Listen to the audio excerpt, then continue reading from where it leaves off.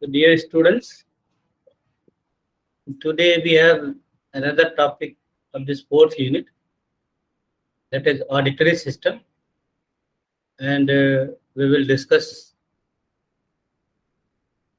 from ear to cortex how the sound waves travel.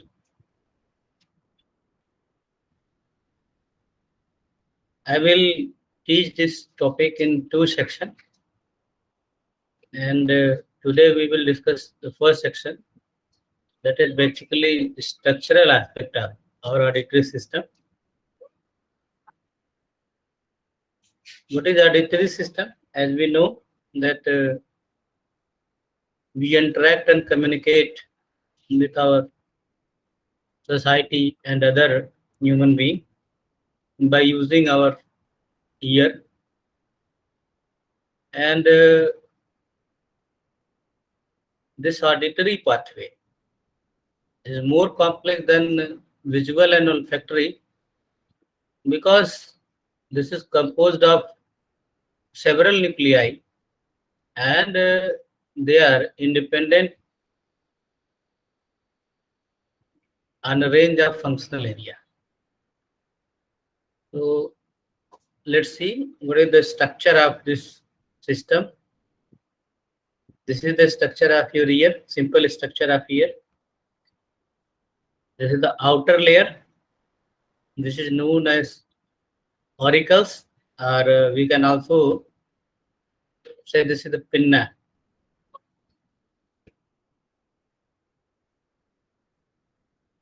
Another structure that is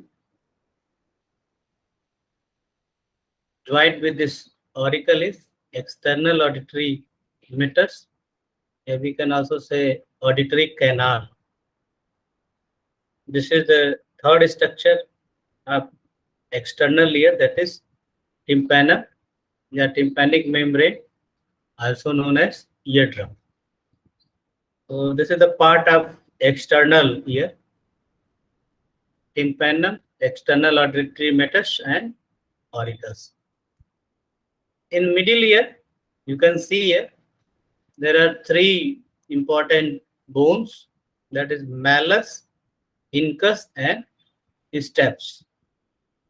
Malleus is attached to the eardrum, and another side of this malleus is attached to the incus. Incus is adding to malleus and stapes. Stapes is attached to the oval window of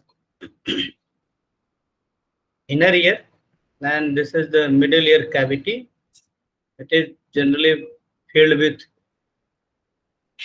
air and fluid. Just below the oval window, there is a round window. This is the cochlea.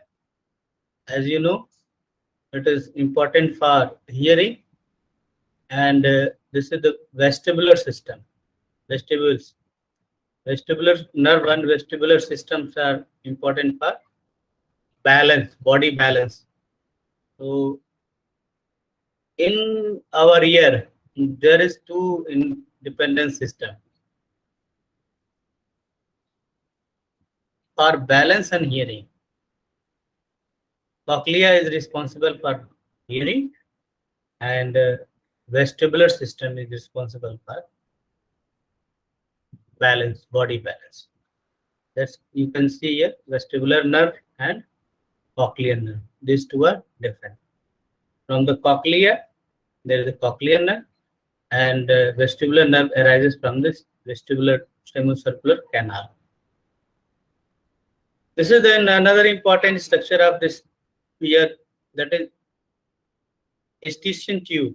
This tube attached to the pharynx, nose,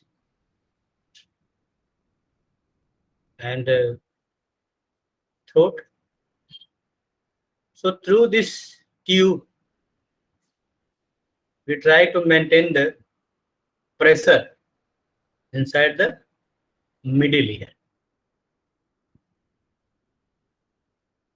This is another extended structure. ये भी जो हमने simple structure बनाया तो बताया था, ये draw करने के लिए इजी है। ये दूसरा वही चीज है, इसको आप देख सकते हैं, थोड़ा सा ये एक्सटेंडेड है, जिसको ये पिन्ना, जिसको ऑस्कस कहा गया, ईयर कैनाल। और यहाँ पर आप देखें, ये टिम्पैनिक मेम्ब्रेन है, जिससे जुड़े ये मैलस, इनकस और स्टेप्स, 3 हड्डियां हैं। ये जो पोर्शन है आप देख रहे हैं, ईयर कैनाल और पिन्ना, ये एक्सटर्नल ईयर का पार्ट है। ये जो 3 हड्डियां हैं ये मिडिल ईयर के अंतर्गत आती हैं, और इसी से जुड़ा ये ऑस्टिशियन ट्यूब है जो फेरिंग्स पे आ जा रहा है। उसके बाद का जो ये पोर्शन आप देख रहे हैं ये इनर ईयर का है, जिसमें 2 इंपॉर्टेंट स्ट्रक्चर है, एक कॉक्लिया और दूसरा है सेमी सर्कुलर कैनाल। तो सेमी सर्कुलर कैनाल से जो नर्व निकलती है वो खासतौर से वेस्टिबुलर सिस्टम एपरेटस से वेस्टिबुलर नर्व होती है, और कॉक्लिया से कॉक्लियर नर्व। ठीक है, यहाँ देखें 2 अलग अलग नर्व भी आपको दिखेंगे। ये कॉक्लिया है, घोंगा देखा होगा आपने, घोंगे की तरह ये स्ट्रक्चर है, और ये फेरिंक्स, ये स्ट्रक्चर है इसका। अब उसी को यहाँ पर एक एक पार्ट को डिटेल में मैं आपको बताऊंगा। एक्सटर्नल ईयर में खासतौर से जो पिन्ना है, जिसको ऑरिकल्स कहते हैं, और ऑडिटरी कैनाल और ईयर, ये 3 चीजें इसके अंतर्गत आती हैं। ऑरिकल या पिन्ना जो है बेसिकली कार्टिलेज से बना होता है, और कान का सबसे बाहरी पोर्शन होता है। किसी भी डायरेक्शन से आने वाले साउंड को, सारे जो डायरेक्शन से साउंड आती है, साउंड वेव्स, उनको यूनि डायरेक्शन के रूप में कान में जो है भेजता है, और एक तरह से जो ऑडिटरी कैनाल है उसको एम्पलीफाई करती है। इसका जो शेप है, इसकी वजह से ये पता चल पाता है कि कोई भी साउंड आगे से आ रही है, पीछे से आ रही है।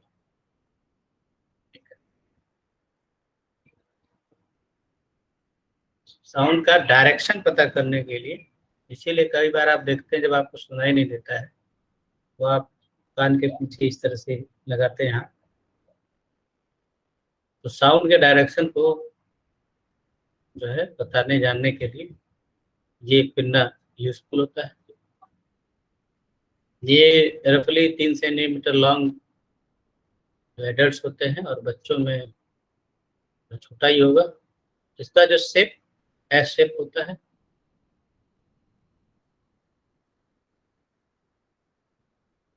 इसमें जो स्किन लाइंस हैं, इसमें ग्लैंड्स होती हैं। ये ऑडिटरी कैनाल की हम बात कर रहे हैं। पिन्ना के बाद जो दूसरा स्ट्रक्चर है उससे जुड़ा ईयर कैनाल आपका 3 सेंटीमीटर लगभग लंबा होता है, और इसमें ग्लैंड्स होती हैं जो कि सेरिमेन, यानी जिसको हम लोग ईयर वैक्स कहते हैं, उसको प्रोड्यूस करता है। सेरिमेन एक प्रकार से कान के इस कैनाल में जो छोटे छोटे हेयर्स होते हैं उनके साथ मिलकर जो एयर बॉर्न पार्टिकल्स होते हैं उनको अंदर जाने से रोकता है। ये डायरेक्ट अगर ये पार्टिकल्स अंदर ईयर ड्रम पे पहुंचते हैं तो इससे जो है ईयर ड्रम को नुकसान हो सकता है, हियरिंग भी अफेक्ट हो सकती है।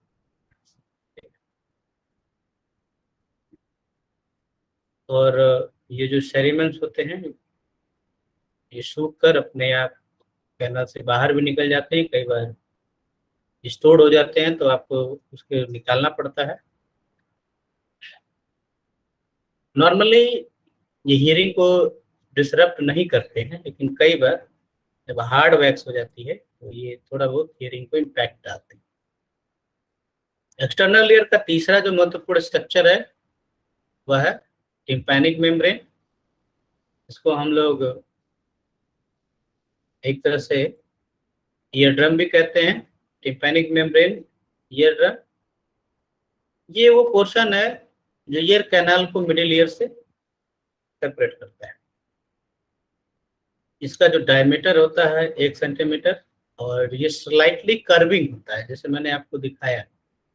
देखिए ये अंदर की तरफ झुका है, अंदर की तरफ, इट इज स्लाइटली कर्विंग। और जब ईयर कैनाल से होते हुए कोई भी साउंड वेव यहाँ पर पहुंचती है तो ये वाइब्रेट करता है। किसी भी प्रेशर पेन के लिए ये सेंसिटिव होता है, रिस्पॉन्सिबल होता है, ठीक है, और ये फ्रीली मूव कर सकता है। इसमें कान के बाहर साइड और अंदर की तरफ तो जो प्रेशर होता है वो इम्पोर्टेंट होता है, वो दोनों बराबर होना चाहिए, otherwise you will feel pressure और पेन। खासतौर से मैंने आपको दिखाया कि मिडिल ईयर से ही जो है ऑस्टिशियन ट्यूब आपके गले पे जाती है। तो कभी आप ऐसे जगह पर जहाँ पर लो प्रेशर हो, हिल स्टेशन या एयर ट्रैफिक में अगर आप, you will feel extreme pressure on your ear drum. उस दौरान कहा जाता है कि जल्दी जल्दी थूक निकलिए या नाक बंद करके सांस लीजिए, तो वो प्रेशर रिलीज हो जाता है, वो पेन धीरे धीरे कम होता है। नॉर्मली ये जो ऑडिटरी ट्यूब है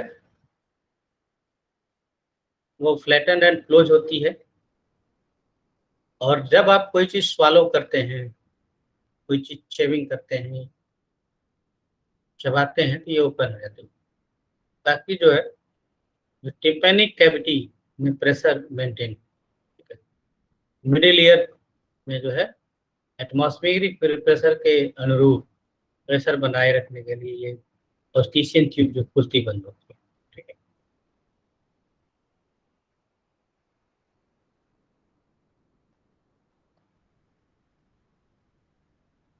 टिम्पैनिक मेम्ब्रेन, जैसा कि मैंने अभी बताया कि आपके जॉ थ्रोट से कनेक्टेड होती है, इसकी वजह से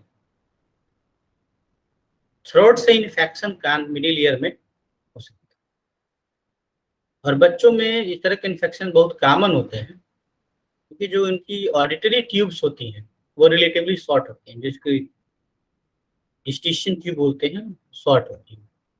तो अगर आपके थ्रोट में कोई इन्फेक्शन है, आपने अक्सर जुकाम कोल्ड कफ के दौरान कान पर प्रेशर या छींक के दौरान कान के पर्दे फटने का आपने कॉन्सेप्ट सुना हो, ये वही चीज। मिडिल ईयर से इन्फेक्शन जो होते हैं ये ऑस्टिशियन ट्यूब के माध्यम से जब थ्रोट से इन्फेक्शन होते हैं, ठीक है।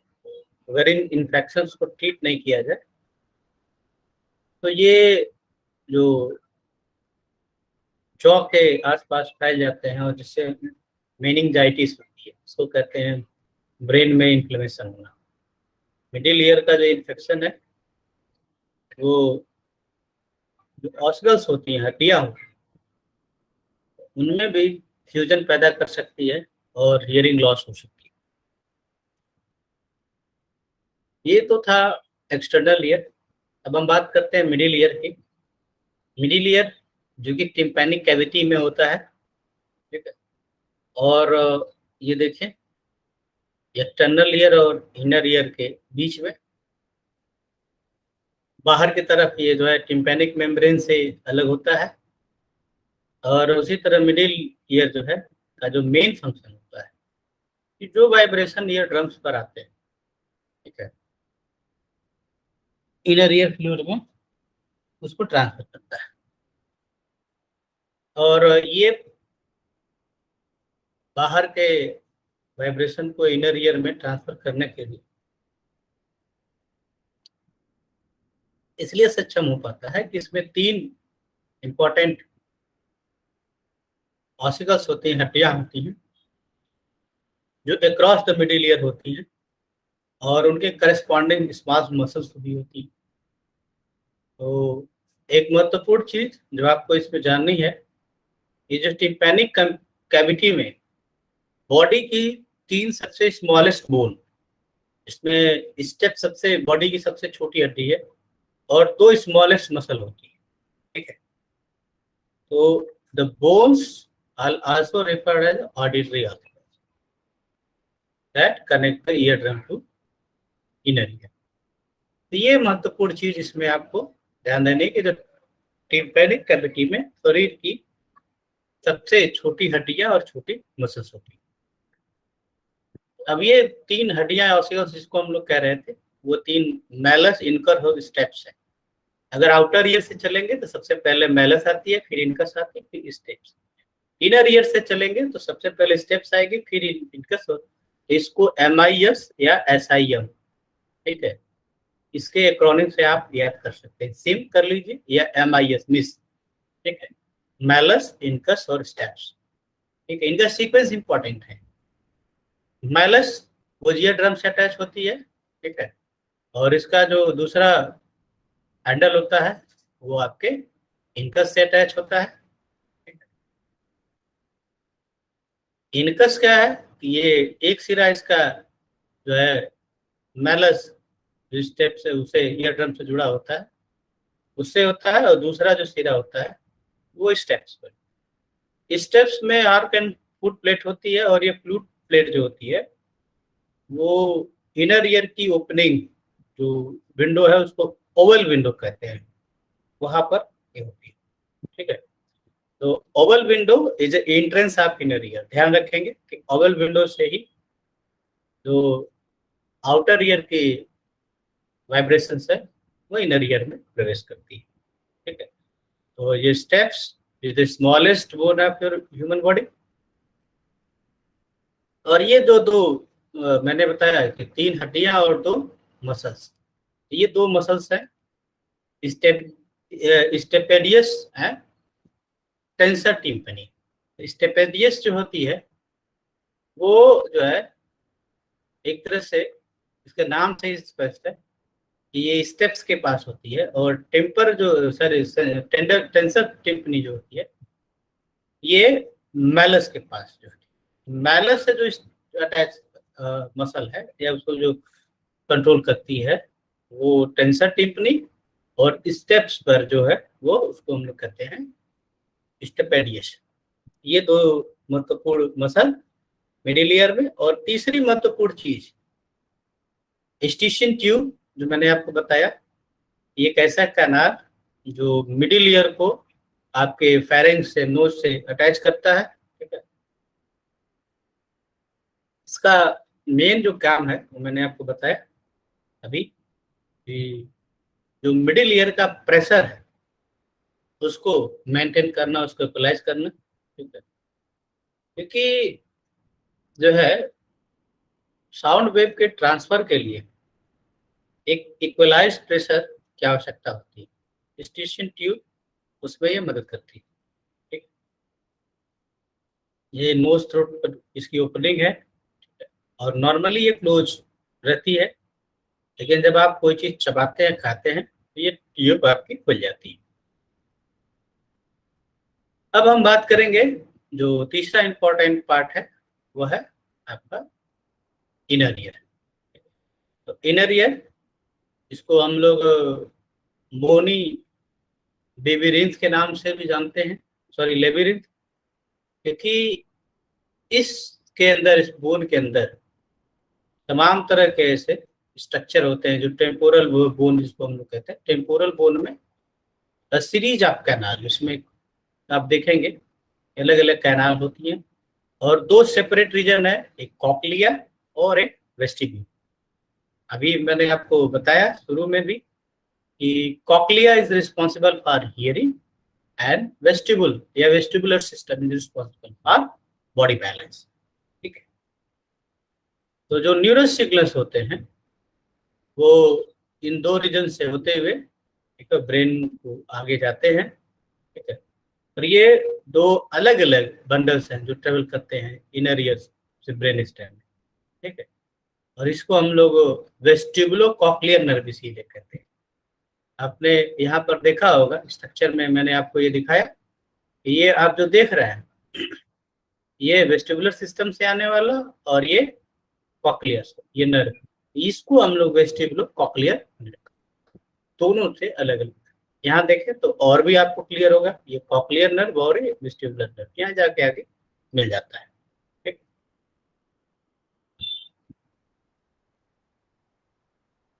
साउंड वेव जो होती हैं इसी कॉक्लियर रीजन में, इनर ईयर का जो कॉक्लियर रीजन है उन्हीं में साउंड वेव्स में जो है न्यूरल सिग्नल्स में ट्रांसड्यूट होती है। ट्रांसड्यूशन मैंने बताया था कि change in the form of energy, जैसे लाइट या साउंड जो होती है वो न्यूरल इम्पल्स में, नर्व इम्पल्स में कन्वर्ट होती है। इसी प्रक्रिया को हम ट्रांसडक्शन या ट्रांसड्यूशन कहते हैं। तो ये जो ट्रांसड्यूशन होता है वो स्पाइरल गैंग्लियन के, मतलब कॉक्लियर रीजन में जो स्पाइनल गैंग्लियन होता है इनर ईयर में, उसके जो सेंसरी न्यूरॉन्स होते हैं। ठीक है, और ये जो गैंग्लियन है वो कॉक्लिया में स्पाइरल शेप में पाया जाता है। कॉक्लिया का जो स्पाइरल शेप है उसमें ये स्पाइरल गैंग्लियन पाया जाता है। और स्पाइरल गैंग्लियन एक तरह से जो है ये ट्रांसड्यूशन की प्रक्रिया इसी गैंग्लियन में होती है। कॉक्लिया जो होता है आपका वो स्टेप्स के थ्रू ओवल विंडो, ठीक है, ये स्टेप से अटैच है, किसके थ्रू? ओवल विंडो से। आपको मैंने बताया कि स्टेप्स जो होती है ओवल विंडो पर अटैच होती है, और ओवल विंडो वो एंट्रेंस पॉइंट है जिसके थ्रू साउंड वेव्स जो है इनर ईयर में प्रवेश करती है। ठीक है, तो ये कॉक्लिया जो है ओवल विंडो के थ्रू स्टेप से अटैच होती है, यानी कि जो वाइब्रेशन स्टेप्स पर आता है वो ओवल विंडो से होते हुए इस कॉक्लिया में अंदर। ठीक है, अब ओवल विंडो जो होती है इसका जो अगर आप बिगिनिंग देखें, ठीक है, तो कॉक्लिया के अंदर स्केला वेस्टिबुली होता है। ठीक है, और ये स्केला वेस्टिबुली जो होती है वो ओवल विंडो से होते हुए, ठीक है, जो कॉक्लिया का ऊपरी पोर्शन होता है कॉक्लियर डक्ट जिसको कहते हैं, ठीक है, इसके अंदर सेंट्रल कैविटी होती है। ठीक है, और इसमें साउंड्स ट्रांसड्यूसिंग न्यूरॉन्स होते हैं जिसको हम लोग हेयर सेल भी कहते हैं। तो ऊपरी पोर्शन जो होता है कॉक्लिया का उसको हम लोग स्काला वेस्टिबुली कहते हैं। ठीक है, और निचले पोर्शन को स्काला टिम्पनी कहते हैं। तो ऊपर का जो पोर्शन है कॉक्लिया का जो कि आपकी ओवल विंडो से अटैच है वो स्काला वेस्टिबुली। ठीक है, और उसका जो है उसके बीच में कॉक्लियर डक्ट होती है, और फिर उसके ठीक नीचे, ठीक है, स्काला टिम्पनी होती है। ठीक है, ये बेस पर। ठीक है, तो स्काला टिम्पनी और स्काला वेस्टिबुली। अब स्काला टिम्पनी जो होती है वो जो है राउंड विंडो पर होती है, ओवल विंडो पर नहीं। ओवल विंडो ऊपरी पोर्शन होता है और राउंड विंडो नीचे की तरफ होता है। ठीक है, और यहाँ पर जो है जो इस स्काला में फ्लूइड बड़े होते हैं, तो जब हड्डियों में वाइब्रेशंस होता है, ठीक है, तो ये जो है फिर ये ट्रेवल करते हुए ये ओवल विंडो पर आता है। ठीक है, तो यहाँ पर जो स्काला वेस्टिबुली और स्काला टिम्पनी वेव लाइव मोशंस में जो है मूवमेंट होता है। तो हियरिंग के लिए इंपॉर्टेंट क्या है कि ऊपर के जो हड्डी आप देख रहे हैं, सॉरी, हाँ, जहाँ पर आपके स्टेप्स अटैच है, इसको हम लोग ओवल विंडो कहते हैं, ठीक है। और ओवल विंडो के, आपके ओवल विंडो से ये जुड़ा हुआ, ये आपका स्काला वेस्टिबुली होता है, और उसके ठीक नीचे राउंड विंडो होती है, जिससे जुड़ा ये आपका स्काला जो है टिम्पनी है। तो जब साउंड वेव्स अंदर जाती है इस तरह से, तो वो वाइब्रेट करती है, जब ओवल विंडो, तो राउंड विंडो बाहर की तरफ आती है, ठीक है। तो ये इस तरह से रिदमिक जो है इसमें मूवमेंट होता है, तभी आपको साउंड सुनाई देती है, ठीक है। ये जो है इस कॉक्लिया का एक क्रॉस सेक्शन है, देखिए आप, इसमें अलग अलग आपको दिखेंगे। ये सबसे जो बाहर का पोर्शन देख रहे हैं, बोनी कॉक्लियर वाल, ये ऊपर का ये जो चैम्बर देख रहे हैं, ये स्काला वेस्टिबुली है, ये कॉक्लियर डक्ट है, और ये जो पतला सा पोर्शन देख रहे हैं, टेक्टोरल मेम्ब्रेन है। इसी स्काला वेस्टिबुली पर ये बेसिलर मेम्ब्रेन है, और इसी से जुड़ा हुआ ये ऑर्गन ऑफ कॉटी है, जिसमें हेयर सेल होती है। नीचे का जो पोर्शन है स्काला टिम्पनी कहा जाता है, ये स्पाइरल गैंग्लिया, ठीक है। तो जब इसमें वाइब्रेशंस होते हैं, तो ये स्पाइरल गैंग्लिया, ये इसी से जुड़े, ये देखिए न्यूरॉन्स। और ये जो बाहर का आप जो पोर्शन दूसरा देख रहे हैं, ठीक है, ये दूसरे उसका है, जिसको हम लोग वेस्टिबुलर सिस्टम कहते हैं। यहाँ पर जो है कॉक्लियर ब्रांच आप एंड आपका क्रेनियल नर्व 8 है, उसका है। तो ये जो सिस्टम आप ऊपर का देख रहे हैं, ठीक है, ये स्काला वेस्टिबुली, ये खास तौर से आपके जो है ओवल विंडो से जुड़ा है, और इससे वाइब्रेशन ऐसे ट्रेवल करते हुए आता है। यहाँ पर वेसिलर मेम्ब्रेन है, जिसमें ऑर्गन ऑफ कार्टी, जिसमें हेयर सेल होती है, मूव करती है, और फिर ये वाइब्रेशन जो है आता है आपका नीचे इस पर, ठीक है, और इस पर आता है, तो इससे जुड़ा जो है आता है वो राउंड विंडो। और जब इसमें वाइब्रेशंस होती हैं, तो यहाँ पर जो स्पाइरल गैंग्लियन है, उसमें डीपोलराइजेशन होता है, और जिससे नर्व इम्पल्स जनरेट होती है, जो आगे की तरफ ट्रेवल करती है, ठीक है। तो आप जो है, जो कॉक्लियर डक्ट होती है, जिसमें बहुत ऑर्गन ऑफ कार्टी, ये जो कॉक्लियर डक्ट आप देख रहे हैं, ऑर्गन ऑफ कार्टी इसमें है, और ऑर्गन ऑफ कार्टी में ही जो है ऐसे स्ट्रक्चर्स होते हैं, जिसमें जो है ये ट्रांसड्यूशन की प्रक्रिया संपन्न होती है, ठीक है। तो ये जो दो स्काला आप देख रहे हैं, इसमें न्यूरल सिग्नल्स तो डेवलप होते हैं। तो ऑर्गन ऑफ कार्टी एक तरह से बेसिलर मेम्ब्रेन के ठीक ऊपर होती है, ठीक है। स्काला जो टिम्पनी है और स्काला वेस्टिबुली के बीच ये आप पोर्शन देख सकते हैं, यहाँ पर स्काला टिम्पनी नीचे, वेस्टिबुली नीचे, यहाँ पर इसके बीच में ये बेसिलर मेम्ब्रेन है, और इसी से अटैच है ऑर्गन ऑफ कार्टी, ठीक है। तो जब कोई जो है फ्लूइड वेव्स मूव करती है स्काला वेस्टिबुली से, तो स्काला टिम्पनी पर आती है, तो ये बेसिलर मेम्ब्रेन, ठीक है, उसी दौरान ये मूव करती है। और बेसिलर मेम्ब्रेन का स्पेसिफिक स्पॉट मूव होता है। जो स्पेसिफिक स्पॉट क्या होगा, वो साउंड की कौन सी वेव्स किस प्रकार की है, हाई फ्रिक्वेंसी की अगर साउंड होगी, ठीक है, तो जो बेसिलर मेम्ब्रेन का जो जो है, जो रीजन कॉक्लियर के क्लोज, मतलब ऊपरी पोर्शन पर होता है, तो वो मूव करता है। अगर लोअर फ्रिक्वेंसी होगी, तो ये जो टिप का जो पोर्शन होता है कॉक्लियर का, ठीक है, जो नीचे की तरफ का जो होता है, तो क्लोज टू द बेस अगर है हायर फ्रिक्वेंसी पर, ठीक है, अगर हाई फ्रिक्वेंसी का होगा, तो बेस वाला इधर का जो पोर्शन है वो मूव करता है, और अगर लो फ्रिक्वेंसी की है, तो ये ऊपर के जो तेज पोर्शन है मूव करते हैं। तो this is how organ of Corti या बेसिलर मेम्ब्रेन मूव। अब जो अगला है, जो इसमें महत्वपूर्ण चीज जाननी है, कि वो ऑर्गन ऑफ कार्टी से इंपॉर्टेंस नहीं है, ऑर्गन ऑफ कार्टी में हेयर सेल होती है, ठीक है, और ये जो है, उन्हें जो हेयर लाइक स्ट्रक्चर्स होने की वजह से इनको स्टीरियोसीलिया भी कहा जाता है, ठीक है। तो ये जो है, इसके बेसिलर मेम्ब्रेन के ऊपर जो ऑर्गन ऑफ कार्टी है, उसमें ये तमाम तरह के ये हेयर सेल होती है, या इसको स्टीरियोसेलिया कहते हैं। तो ये इनका जो अरेंजमेंट होता है, माइक्रोविली लाइक स्ट्रक्चर होते हैं, वो टॉल से शार्ट होते हैं, ठीक है। इसीलिए जब कोई मतलब वाइब्रेशन यहाँ पर पहुंचता है, ठीक है, तो ये जो प्रोटीन फाइबर्स जो इस हेयर सेल से अटैच होते हैं, ठीक है, वो मूव करते हैं या उनमें मूवमेंट होता है।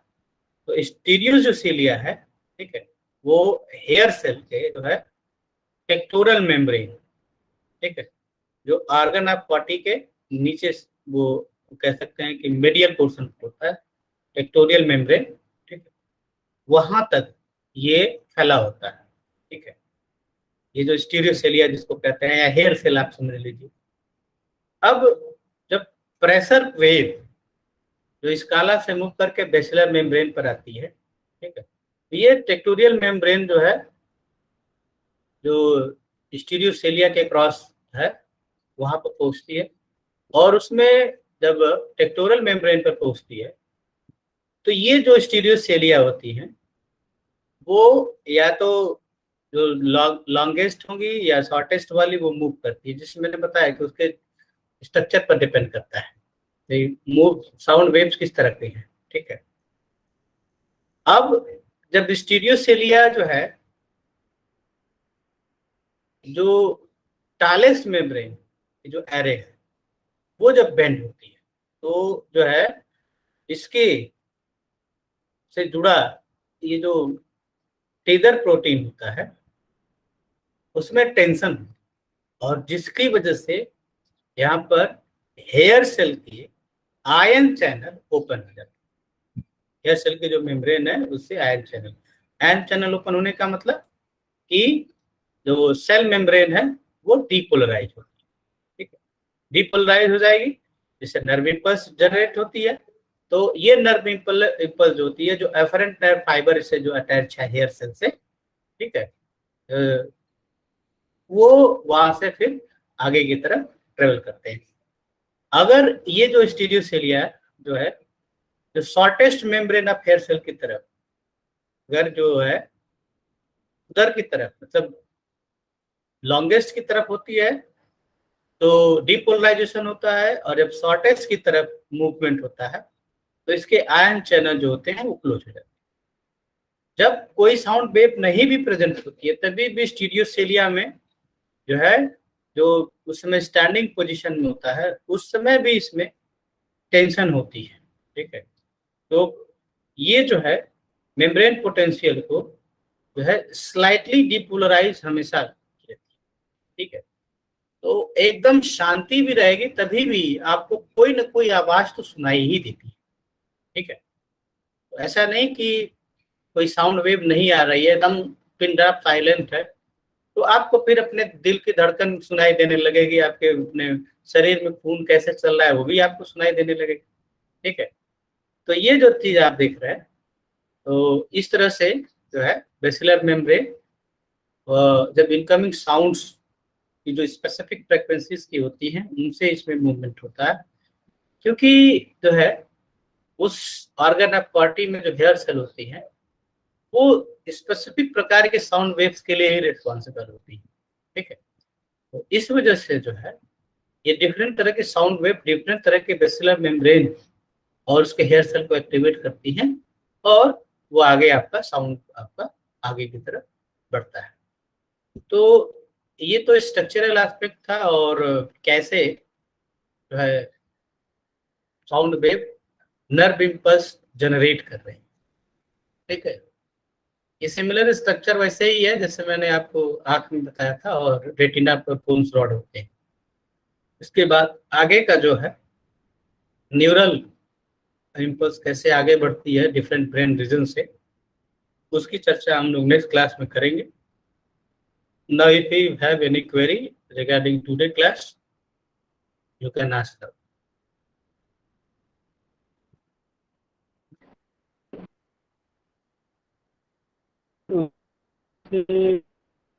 सुनाई दिया, बिल्कुल।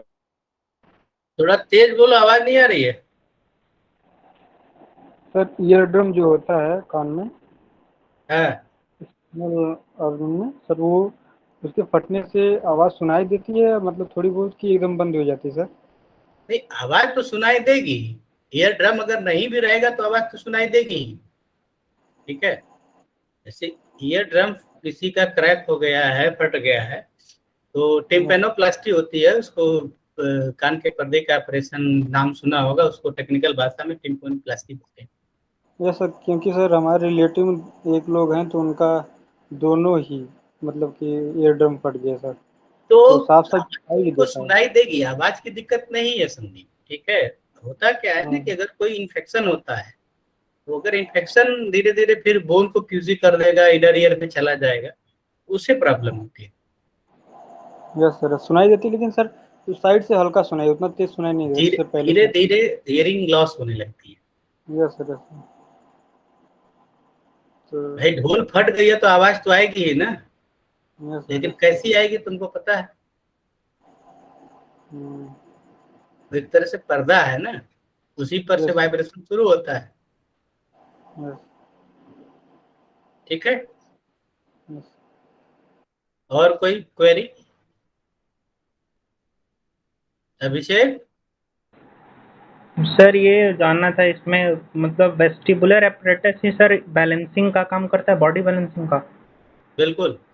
कॉकलिया जो होता है, अभी आगे न्यूरल वाला बताएंगे। कॉकलिया हियरिंग के लिए होता है, और जो वेस्टिबुलर होता है वो बैलेंस के लिए। जैसे बच्चों को घुमा के छोड़ दोगे, या खुद भी घूम के छोड़ खड़े हो जाते हो तो गिरने लगते हो ना, तो क्या होता है? Yes sir. वही होता है। जब आप ऐसे गर्दन झुकाते हैं, ठीक है, तो वही जो है वेस्टिबुलर सिस्टम ही है जो बैलेंस को देख रहा है। ठीक है। आपके बॉडी का बैलेंस खासतौर से वेस्टिबुलर सिस्टम में होता है। ठीक है। आंख है, घुटने हैं, और भी चीजें हैं जो काम करती हैं इसके लिए।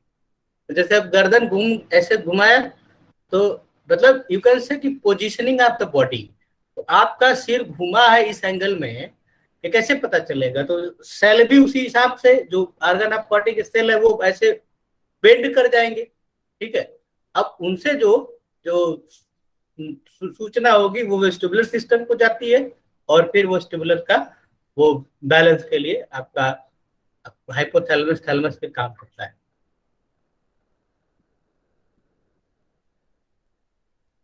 Yes sir. चलिए, और कोई क्वेरी? अंशुमान। Yes sir. ठीक है सर। जी सर। चलिए, तो फिर आज की क्लास इसी पर बंद करते हैं, इसका आगे का वाला क्योंकि बहुत लंबा हो जाएगा। सर। हाँ। सर, पिन्ना में वो फेशियल नर्व होती है ना? क्या होती है? फेशियल नर्व होती है सर उसमें? पिन्ना में कोई नर्व नहीं होती है, पिन्ना में नर्व कहाँ से होगी? जो बीच की कैनाल होती है उसमें ग्लैंड्स होती है। वो सब सेंसरी नर्व तो होगी ना पिल्ला में सर? तो पिन्ना जानवरों में तो मूव भी करता है, आपका तो एक तरह से क्या उसको कह सकते हैं, यूजलेस पार्ट है। जैसे स्पाइनल में पूंछ वाला मैंने बताया था, टेल वाला स्पाइनल में बताया था ना, जो 31 वाला सेक्शन था, तो आपकी पूंछ तो गायब है, तो वहां पर तो आप कुछ करते नहीं। आपका कान का जो पिन्ने का जो रोल है, वो बस साउंड को क्या कह सकते हैं कि बस रोकने का काम करता है। ठीक है। कलेक्ट करना। कलेक्ट करना।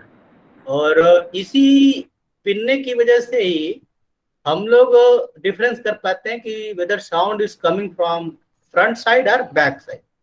तो बैक साइड के जो साउंड होगी उसका ये जो है डिफरेंशिएशन करने का काम करता है। ठीक है।